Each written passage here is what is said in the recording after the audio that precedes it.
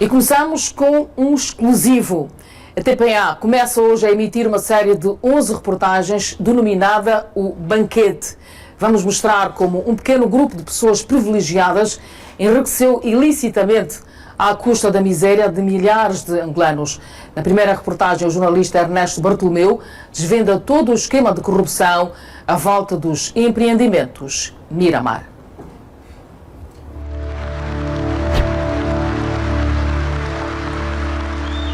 Desde a conquista da paz em Angola em 2002, Luanda transformou-se num grande canteiro de obras. Por todos os lados, víamos gruas, tratores, operários. Era a reconstrução do nosso país. Era chegada a hora do tão sonhado e aguardado progresso. As gruas eram fáceis de ver. O que ninguém via era que durante anos essa necessária reconstrução nacional teve um custo muito mais alto do que as obras propriamente ditas. Foram milhões e milhões de dólares desviados do povo angolano para os bolsos de alguns privilegiados. Hoje, nós vamos mostrar a verdade por detrás desta obra e das empresas Empreendimentos Miramar Limitada e Rock Riverstone Oaks Corporation Limitada.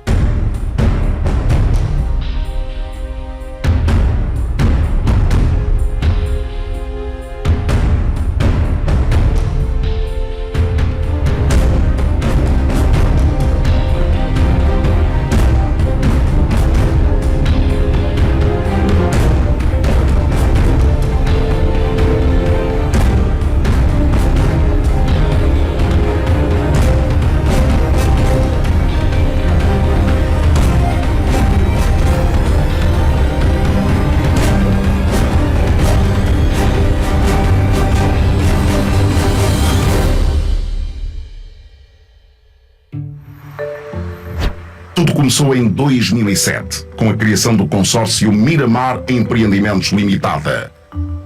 Uma sociedade entre a Sonangol, a Soninvest e a Namquang Rainbow Company. De acordo com o documento da constituição da nova empresa, a Sonangol detinha 43% do negócio, a Soninvest 40% e a Namquang 17%.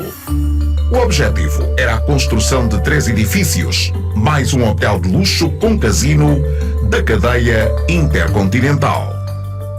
Até aqui, nada fora do normal. Tudo aparentemente dentro da lei.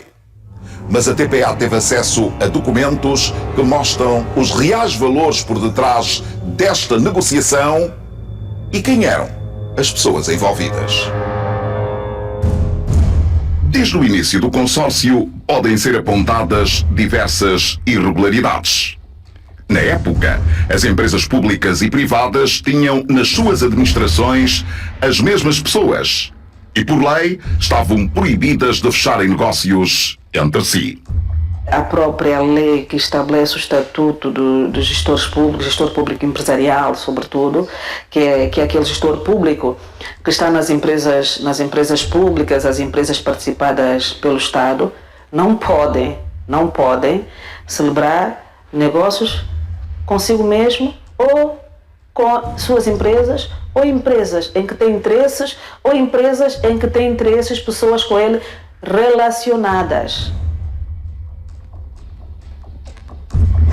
A Sonangol, que tinha nos altos escalões da sua administração Manuel Vicente e Orlando Veloso, tirou dos cofres públicos 450 milhões de dólares e contratou empresas ligadas a eles mesmos para fazerem o projeto. A construtora Namquang, que tinha como sócia a Rock Riverstone Oaks Corporation, que pertence aos mesmos administradores da Sonangol, não entrou com nada de dinheiro e, para além de ficar com 17%, ainda recebeu diversos depósitos que, somados, chegaram a 58 milhões em dólares e outros a mais de 1 bilhão em kwanzas. E no final, vendeu a sua parte por 110 milhões de dólares à própria Sonangol. em valores corrigidos, representa nos dias de hoje cerca de 220 milhões de dólares. A Sigma, empresa responsável pela fiscalização da obra, que também pertence aos administradores da Sonangol, recebeu mais de 1 milhão de dólares e 744 milhões em kwanzas. Em torno de 3,5 milhões de dólares em valores corrigidos para os dias de hoje. A Suninvest, braço financeiro da FESA, entidade que era ligada ao poder, representada por Ismael Diogo, não entrou com nenhum dinheiro e utilizou um terreno que não era seu como sua parte da entrada e ficar com 40% do projeto. A nossa investigação verificou que esse terreno pertence à Câmara Municipal de Luanda e não há registros de transferência. Além de serem pessoas relacionadas, teriam muitas dificuldades em provar como é que se tornam donos daquele empreendimento, se não investiram sequer um tostão. Como é que se tornam donos? Se for, por hipótese, uma parceria pública ou privada, em que qualidade entraram essas pessoas para este empreendimento? Apesar da negação do envolvimento da Fundação Eduardo dos Santos através da Suninvest, mais uma vez, a Sonangol não acordaria bem disposta e entregaria parte desse empreendimento, que custou uma fortuna aos cofres do Estado, para Ismael Diogo. E quem é Ismael Diogo? Presidente da Fundação Eduardo dos Santos. No total, a Sonangol retirou dos cofres públicos 450 milhões de dólares. Com esse dinheiro, na mesma época, seria possível construir de raiz 7.000 casas como as do Quilamba ou reestruturar 170 escolas como o Angola e Cuba, recém-reformada pelo plano do PIMB. Neste caso, acho que não se põe só a questão do estrito tráfico de influências. Porque no tráfico de influência, você, no lugar de fazer de tudo para prosseguir o interesse público, você usa a posição que lá está para obter bens, obter dinheiros, obter benefícios, favorecimentos no seu próprio interesse ou de pessoas consigo relacionadas. Aqui há também um problema, por exemplo, que se põe em relação a quem financiou o empreendimento. Não se consegue perceber como é que o dinheiro saiu da empresa pública para essas empresas. Mas, numa delas, esta empresa pública é sócia ou acionista. Mas é uma sócia ou acionista que foi a exclusiva investidora. Esta planilha interna da Sonangol mostra outro problema.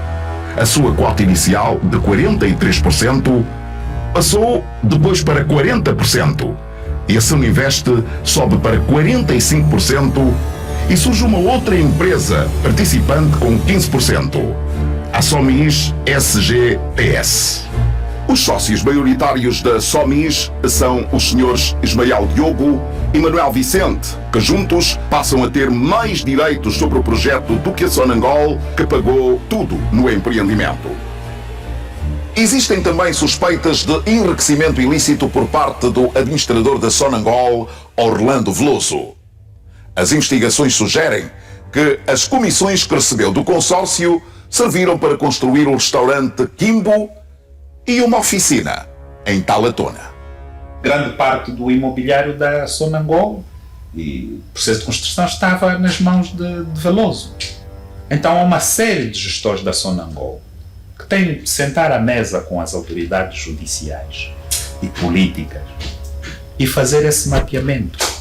A pessoa deve ter penas acessórias também. É pena de prisão, é perda de tudo quanto obteve o resultado do crime, é perda daquilo que adquiriu com o resultado do crime, é perda dos ganhos e comissões que recebeu e outros benefícios com o cometimento do crime, perda da função, da função pública, do cargo público e da sua própria qualidade de funcionário público, é estar impossibilitado de obter algum benefício ou isenção fiscal, ou mesmo créditos, ou seja, existe aqui um leque de outras sanções correlacionadas, da qual se deve efetivamente tirar proveito para que não se venda à sociedade em geral e aquelas pessoas em particular a ideia de o que crime pode compensar.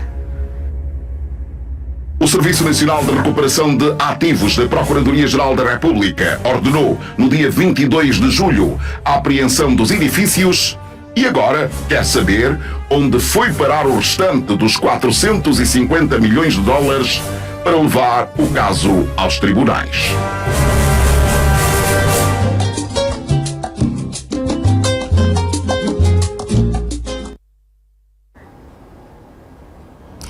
Amanhã, na série de reportagens, o Banquete vai mostrar todos os fundos públicos do Instituto Nacional de Estradas de Angola, como foram usados para enriquecer ilicitamente Joaquim Sebastião, seu então diretor-geral, José Filomeno dos Santos, sua esposa Maíra dos Santos e o ex-secretário-geral do Ministério das Obras Públicas, Carlos Batista Gomes, o Charles. E na Huila, a PGR anunciou